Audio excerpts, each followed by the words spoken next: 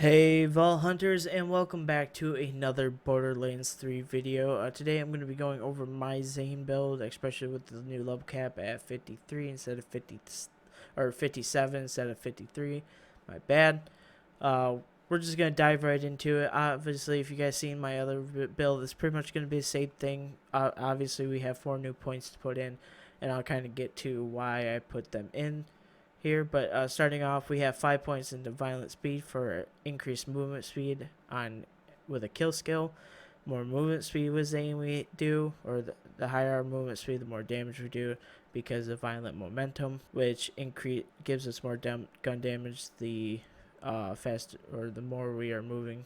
The faster we are moving, sorry. From there, we do put 5 points into Cool Hand. I love the reload speed, and then I love on top of that the after kill an extra 30%. This thing is nuts, especially with always having our kill skills active. We're pretty much sitting at 45% reload speed, and then on top of our artifact, we are sitting at almost 55% reload speed. So it's just nuts. And then from there, we are running the Sentinel with drone delivery, so he can basically throw out a free grenade, and when he throws out a free grenade, it pops our anointed grenade, which increases our weapon damage. Really phenomenal perk to pick up. Death follows close. Kill skill bonus plus 25%, and kill skill duration plus 7 seconds.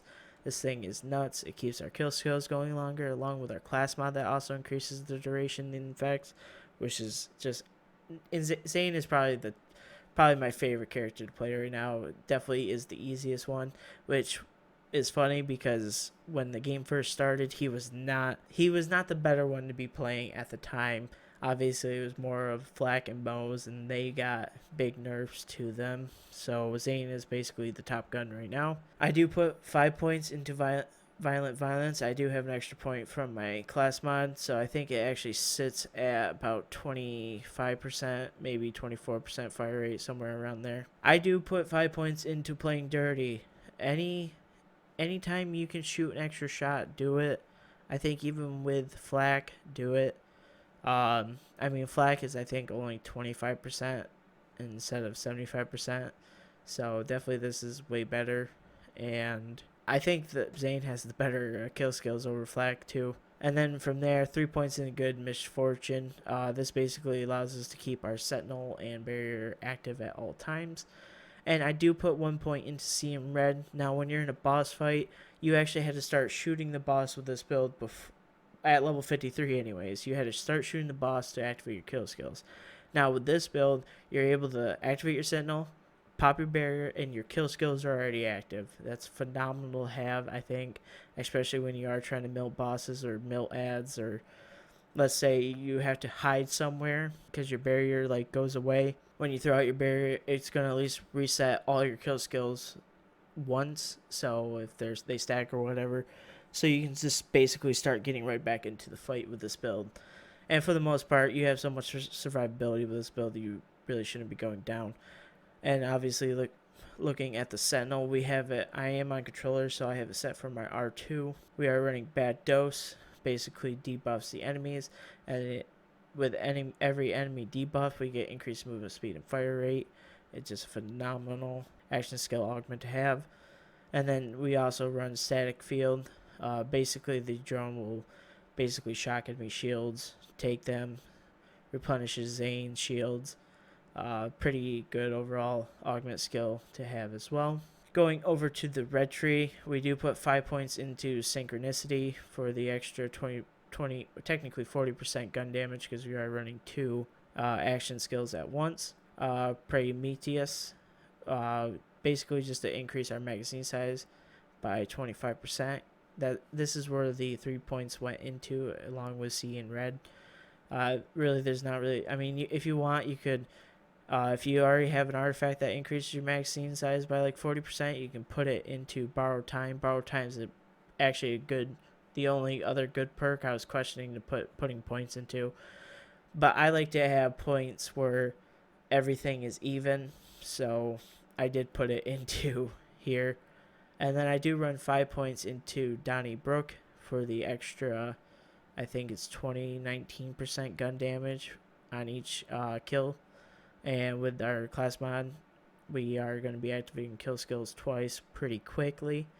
So we're pretty much always going to be having 80% gun damage with this build. Now, if you can get 5 points into Donnybrook, and yeah, just 5 points into Donnybrook, or I recommend 1 point into Playing Dirty and 4 points into Donnybrook. I sadly have my points into Violent Violence. If anything, I would like that 1 point from here to there. But it's whatever class mod you guys have at the time. I mean, use what you get. I mean, if you have a Seeing Dead class mod, use it. I mean, even if it doesn't really add any weapon damage to yourself at all, it still will make Zane 10 times better than any other class mod you're running. And then jumping into the green tree, obviously we are running Barrier, and I do run Nantius of some shite.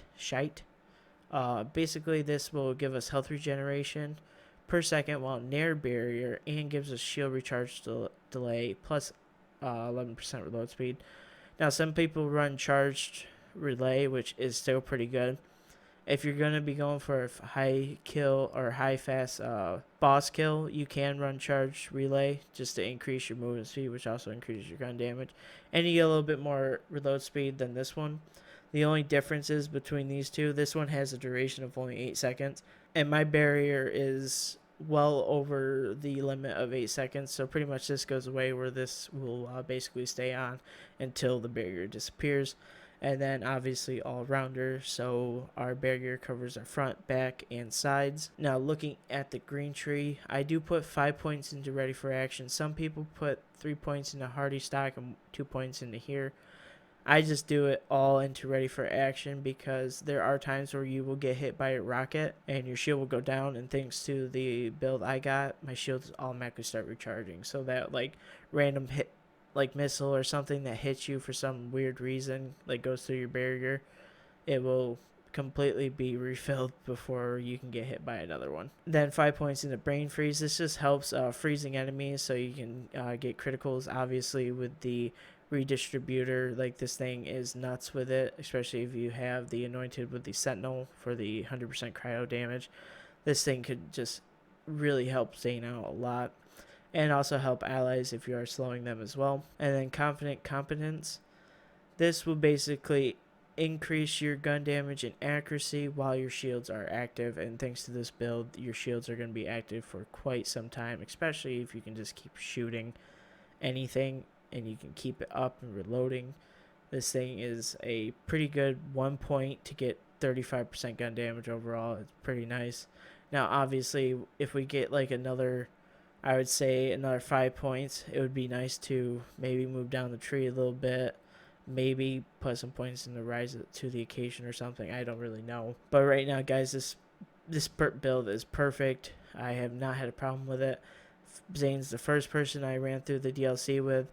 100% it. If you guys saw my video yesterday, I posted about the statue down below the lodge that for some reason I thought it was more of like a chest, but it was this a statue talking to us, basically warning us about the lodge keeper.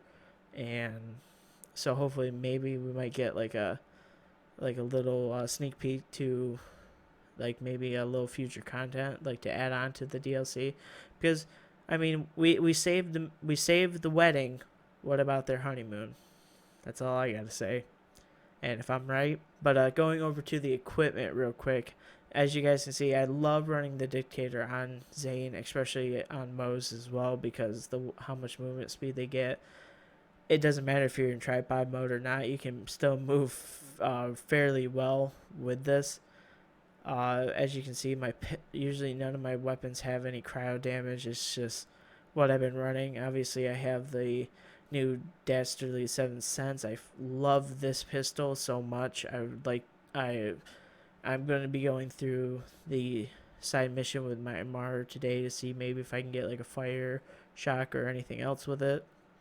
And obviously, I'm kind of skeptical about really farming a lot of equipment with Mayhem 2.0 coming out, because I just think it won't be worth it unless they magically turn around and say, hey, if you deposit 10 legendary weapons, you can upgrade your new weapon to Mayhem 5, which I think would piss off a lot of people, because I'm sure a lot of people have kind of gotten rid of quite a bit of stuff. But looking at the rest of my items. With my shield, I'm just running a level 53 transformer. I still don't die at all with this build. But I have when barriers deployed, instantly start recharging your shields. Now with the amount of delay and rate that I have on this, or in this build anyways, this shield, as soon as it drops, it instantly is full again. It's nuts how fast you get your shield back with this build. And then obviously seeing dead, when Zane damages an enemy with his weapons, he has a chance to automatically activate all of his kill skills. Additionally, his kill skills gain a bonus 25% effect. This is just an insane class mod to get, guys. This basically probably makes Zane probably one of the best characters in the game right now. And with the ineffable knowledge artifact that you get from the new Guns, Love, and Tentacles DLC, this is probably one of the best artifacts in game, especially when you can't really run elemental projector other than with Amara. I mean, you can, but you got to shoot yourself, whereas Amara's just, pop it and go. And then recurring hex with an anointed just to increase our weapon, grenade, and action skill damage on grenade throw, because our sentinel does that. We get the bonuses. But other than that, guys, that is it with the build. I mean, there's really nothing special going on here. I have gone through every DLC. I've gone back through bosses, trying to maybe farm up a few weapons and maybe try to get this out there.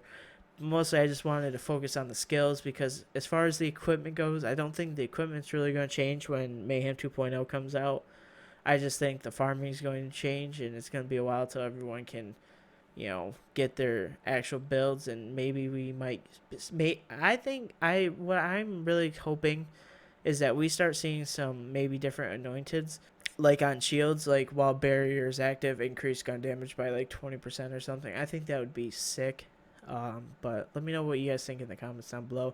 If you guys enjoyed the video, as always, please like, subscribe, turn on notifications, and I'll see you in the next one. Thank you, and goodbye. Okay, bang, marry, kill. Moxie, Ellie, Axton. I mean, bang is easy, but I can't decide whether to kill Moxie or Ellie.